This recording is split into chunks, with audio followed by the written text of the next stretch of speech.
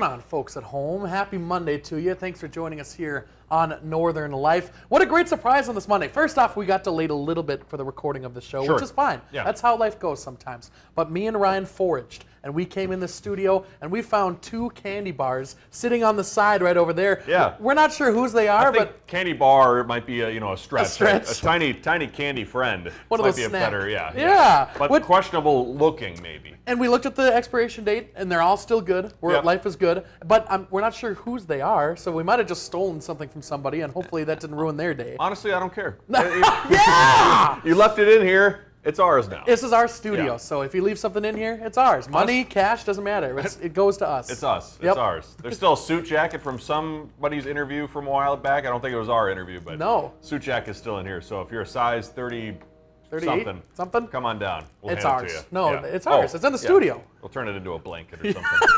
Yeah. Oh, there we go. Well, we're having fun. Yes, we are. Hey, guess what? I forgot where the pedal is. Oh, It's where's right the- here. I got to read the prompter. Coming up on today's show, we have all sorts of great stories to share, including how to match your exercise with your personality. Plus, we're going to be hearing why movie theaters are adding even more commercials before your feature film the next time you go. Great. If you didn't love it enough, yeah, you love it some more now. But first, I realize we never actually got to this story back on Friday, even though we had such a great tease on Thursday. You were so interested in it, Hunter. But residents in a Minnesota community have a nasty problem on their hands. That's because they got 14,500 pounds of bird droppings in a lake. Gordon Severson explains what's going on. Well, we didn't know that before we bought the house. When Joe Nunez moved into the townhomes next to Augusta Lake in Mendota Heights, he knew the lake wasn't clean enough for swimming. There's no way for the water to turn over. But why the lake was dirty surprised many in the neighborhood. There could be 4,000 birds that will nest here. Thousands of cormorants that spend a few weeks here on the lake during their migration. And a recent study revealed their droppings are polluting the lake. 14,500 pounds of bird poop is a lot of bird poop. Yeah, a couple dump trucks for sure. Joe Barton with the Lower Mississippi River Watershed Management Organization says the cormorants are drawn to the lake because they love to roost in dead trees. All of these very mature trees around this lake have died in the last 30 years, but they're still standing. He says most of those trees died because the lake level has risen by nearly 16 feet since the 1980s. Right now, more than 1,000 trees are sitting in water, creating the perfect rest stop for migrating cormorants. An interesting issue that we're not used to running into. Ryan Ruzek with the Mendota Heights Public Works Department says a recent study revealed several solutions to their problem, which include killing some of the birds or scaring them away. The city wouldn't be looking at using any of those methods. He says the city is more interested in the other solutions, a new outlet for the lake to clean the water and removing the dead trees so the cormorants don't come back in high numbers. Joe Nunez agrees with those solutions, and he'd like to see something happen sooner rather than later. Because right now the strategy of doing nothing means that lake is filling up and the pollution levels are getting worse. Man, that's a lot of stuff going on. That was disgusting, is what that was. It's reminiscent, though, of a childhood memory of mine, which is unfortunate. But we used to go out to Beardsley, Minnesota. My grandma lived out there. She's dead now. But we used to go out there all the time. And her lake that she lived on was Big Stone Lake. It was a big bowl, a lot of farmers out there, and the manure would get into the lake, kind of. So the lake itself was like green and like slimy. It wasn't necessarily like feces. Sure. But it was very green because the algae would grow like crazy because of the Is manure. that a big no-no? I don't know. I would think it would be, but Yeah. because you must be a certain feet away from Yeah. whatever, and so everyone along the thing would put the thing, and then we'd swim in it. We swam in it, and we would come out, and there'd be green stuff all over us. And I never grew like a third eye or anything like that, but it was something. It was. I think you something wild. turned out fine for the most part. Hopefully, give it a couple of years. I hope. We'll see what happens. I Yeah. still got a while to go before the end. But anyway, for those not living in Mendota Heights, we hope you're all having a great day out there today. Right. And a new national survey has revealed that the average American experiences 252 good days each year. But some states are feeling the good vibes a little bit more than others here, Ryan. Residents in Delaware, Georgia, Hawaii, Idaho, and Oregon all have reported above average number of good days. Florida topped the list, go figure, with the highest number overall, averaging 276 good days annually. At the other end of the spectrum, well, Connecticut, Kentucky, and Vermont reported the fewest good days per year. How does Idaho make the list of the greatest days per year? That's surprising. Happiest days, and also kind of surprising. I feel like the people of Vermont and Connecticut would be having awesome days too. Those are great states, right? So, I mean, a lot of fun. You're on the ocean, kind of, or close to the ocean anyway. Connecticut's got great pizza. It's always got to be a good day. Yeah, Connecticut's got good pizza. I've never been out there. Interesting. Maybe we'll have to take a Northern Life trip to Connecticut or Idaho. Oh, we could go to both. Make some potatoes. Do you make potatoes? I don't know. Who knows what's going on? I'm not sure. We'll grow potatoes with somebody. Well, it's always a good week when this comes around. Millions of people taking a bite out of Shark Week. The Discovery Channel's ever popular Shark Week program runs. It actually started yesterday, that is. The string of shows is a cultural phenomenon now in its 37th year, luring in 25 million viewers last year. You can head to sharkweek.com for that full lineup. Are you excited, Rand? You know, I never got into Shark Week. Really? I am afraid of sharks. Okay. Yeah, but here's the thing I was discussing with my, funny enough, with my fiance and my father the other day who came up to Duluth. I've always, as a kid, I was afraid of the toilet. Yeah. And I don't know why. What? It's like it's a fear I had. I was afraid that like some sort of sea creature was going to come up through the toilet in the pipes. Sure. And, it might not have been, maybe based in truth or reality. But as a kid, that's what I thought. So then were you a hoverer? Sometimes, probably. As a kid, I probably was. Okay. And I had to take a couple peeks back, just to make sure. Make sure nothing's crazy going on. Make sure no sharks were hanging out on the premises. Well, hey, coming up, matching your workouts to your personality could make exercise more enjoyable. We'll see you in a bit here on Northern Life.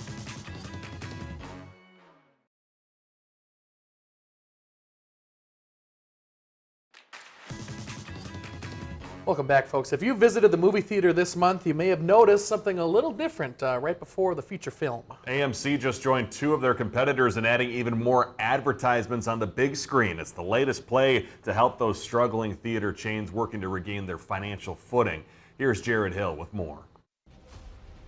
At a theater near you, Eyes up here. something new is soaring onto the silver screen. Commercials. Oh no! This July, AMC became the latest movie theater chain to introduce ads right before the main attraction. It's a way for them to bring in revenue without inflicting a higher ticket price on consumers. Rebecca Rubin, a senior film reporter for Variety, says business is tough across the movie theater industry. This winter, AMC reported its worst quarter since 1996, not counting COVID closures. When competitors Regal and Cinemark added commercials in premium spots back in 2019, AMC resisted. But fast forward to 2025. I need you to trust me. The nation's largest movie theater chain reportedly acknowledged commercials have not had a direct impact on attendance at the other chains.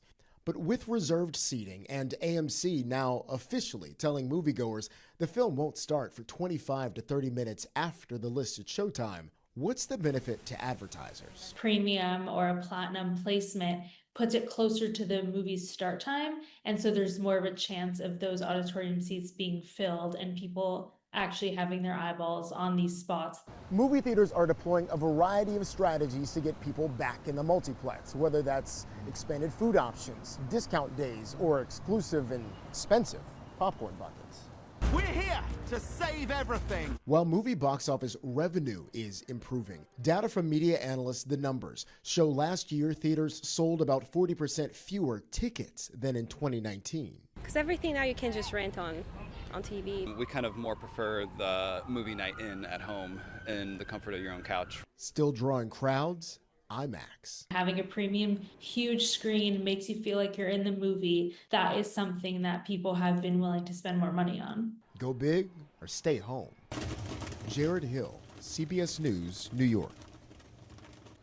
They already make so much money with the concessions and everything like that. But at first I thought they were talking about the trailers. Sure. More trailers. But now understanding that it's the commercials. That's a problem. Commercials being added to everything, especially on streaming now when you just even pause the TV and there's a huge ad that plays. Yep. They got to make their money where they can, I suppose. I guess. But when does it stop? They just keep adding and adding. YouTube used to have no commercials. And now, like you said, when you pause, there's an ad that comes up and it's just annoying. They're everywhere. Yep. Well, hey, for movie fans out there, some of the biggest coolest, that is, big screen weapons of all time were expected to bring big bucks at the auction block.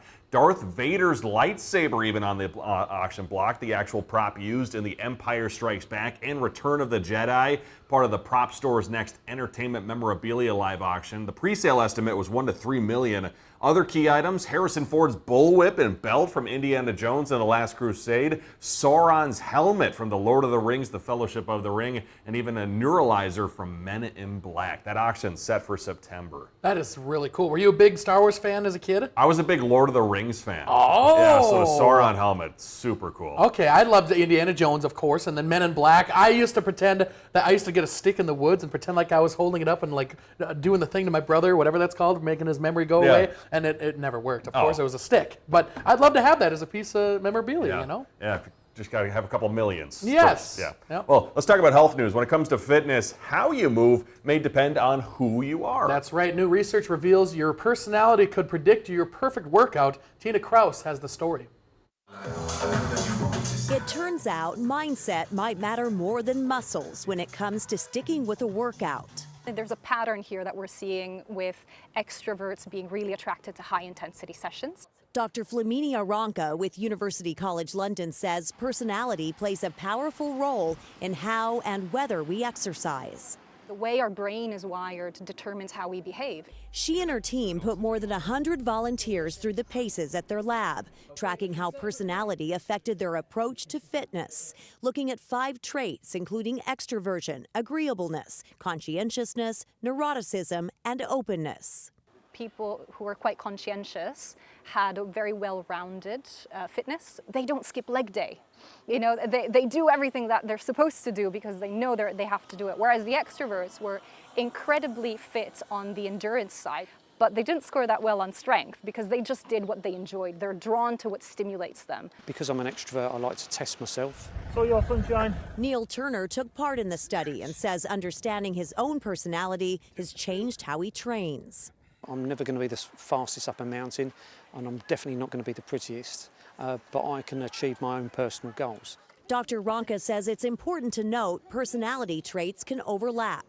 So I could be very neurotic, but also very conscientious. And so I'm more likely to engage in exercise because I know it's good for me, and so I'm going to make sure I keep doing it. A reminder that fitness is a personal path, and tapping into your personality could help chart a course that sticks. Tina Kraus, CBS News, London.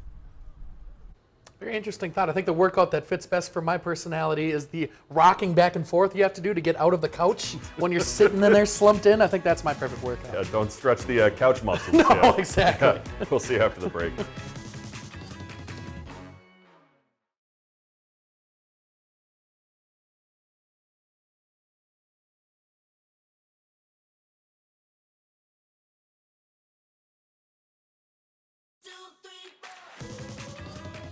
Welcome back, everybody. We got to see the world's largest rubber duck here in Duluth the other weekend. We absolutely loved it. But would you be willing to change your name because of it? Well, apparently that's what a dad did. He legally changed his surname to Rubber Duck after his best friend dared him to. Daniel Caldwell was challenged by his lifelong friend to change his last name if their charity fundraiser raised more than 3,000 British pounds.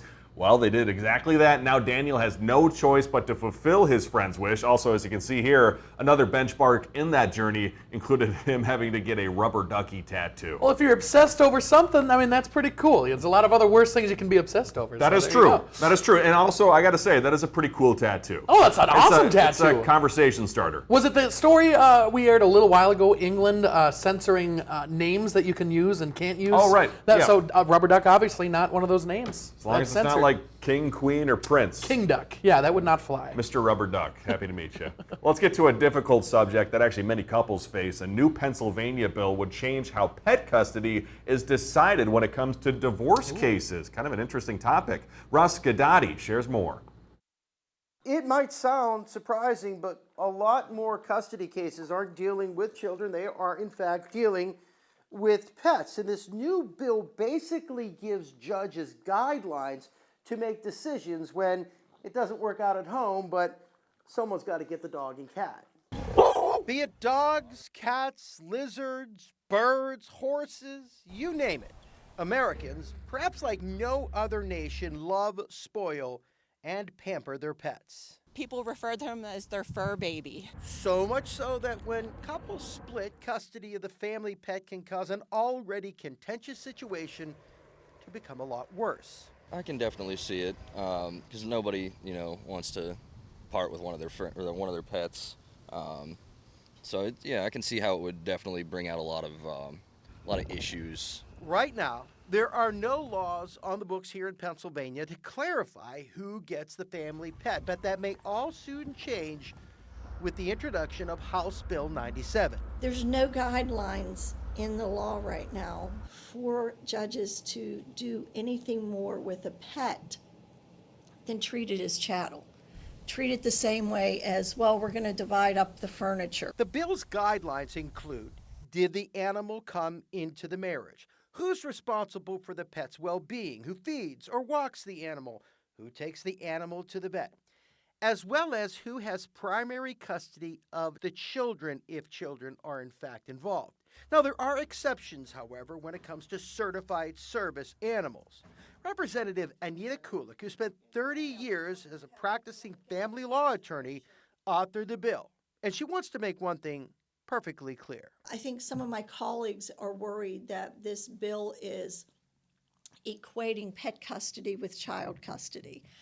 That is not my intention, and that would never be my intention. There is nothing as important as our children. This isn't just cats or dogs. If it is seen as a family pet by both parties, the bill's guidelines will apply. Right now, the bill is still in the House. It's expected to go to the Senate for approval. At Humane Animal Rescue of Pittsburgh, Ross Gadati, KDKA TV News. Never thought about that. That's very challenging. That's something that I guess if you get a divorce, you got to think about for sure. I've heard about dating couples before. It is sadly a reality. It's like that when someone loves that dog so much, then they enter the relationship. It's like you just have to say goodbye. That's so sad. Yeah. Oh. Well, we'll talk about tomorrow's blindfold when we return.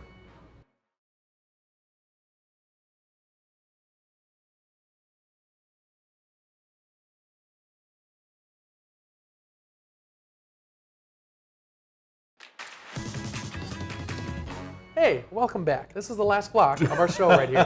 Coming up tomorrow here on Northern Life, Ryan takes me and Briggs to downtown Duluth, where we got to make deep fried goodness with the Minnesota marshmallow. We hear how the Duluth business has been seeing success this summer, including their big hopes for the future. Very ingenuitive idea here, Ryan, and man, was it tasty. Oh my gosh, it's so tasty. I mean, I've been telling everybody here how much I've been absolutely loving the Minnesota marshmallow. This is kind of your discovery, right? Yeah. Well, and then I reached out to them. I said, hey, would you want to do a blindfold story? And they said, absolutely. So we met them at downtown Duluth Days, former Sidewalk Days. And I mean, they're having a lot of success this summer. Also, I just found out on their website, I'm planning my wedding.